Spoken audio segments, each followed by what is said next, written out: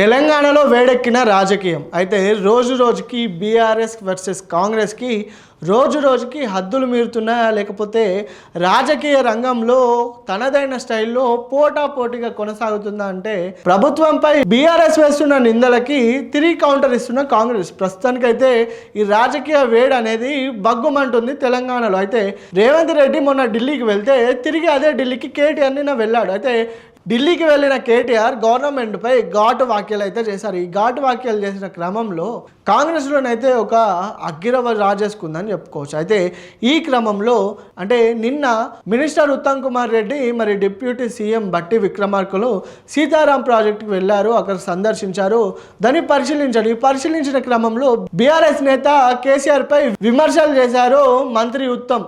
అయితే ఈ క్రమంలోనే ఈరోజు బీఆర్ఎస్ నేతలు గోదావరి సందర్శన ప్రాంతానికి వెళ్ళి గోదావరి నీళ్లను వెంటనే విడుదల చేయాలని అక్కడ బీఆర్ఎస్ నేతలు అయితే నిరసనలు చేస్తున్నారు. ఇదే క్రమంలో మరి కాంగ్రెస్ గవర్నమెంట్ తగ్గుతుందా, మరి గోదావరి నీళ్లను విడుదల చేస్తుందా అంటే ఇటు వర్షాలు లేక రైతులకి చుక్క నీరు దొరకడం లేదు. అయితే నాట్లేసి ఆకాశం వైపు చూస్తున్నారు, వర్షాలు పడితే పంటలన్న పండుతాయనే ఆశతో. అయితే ఇదే క్రమంలో కాంగ్రెస్ ప్రభుత్వం నీళ్లున్నా ఆ నీళ్ళని విడుదల చేస్తలేదు.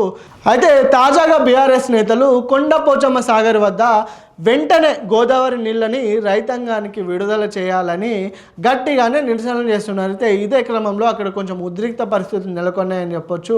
భారీగా మోహరించిన పోలీసులు బీఆర్ఎస్ నేతల్ని అదుపు చేస్తున్నారు.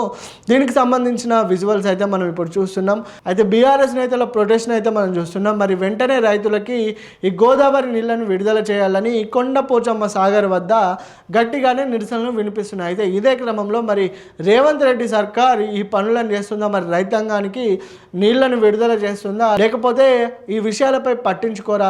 మొత్తానికైతే ఎల్నినో ఎఫెక్ట్ వల్ల తెలంగాణలో నీళ్ల ఒత్తిడి అనేది చాలా కనిపిస్తూనే ఉంది. అయితే ఈ క్రమంలోనే రైతులు వర్షాల కోసం నీళ్ల కోసం ఎదురు చూస్తున్నారు. మరి ఇదే క్రమంలో బీఆర్ఎస్ చేసే ప్రొటెస్ట్కి కాంగ్రెస్ నేతలు భావించి నీళ్లను విడుదల చేస్తారా లేదా, మరి రైతాంగానికి నీళ్లు వస్తాయా లేదా అనేది చూడాల్సి ఉంది.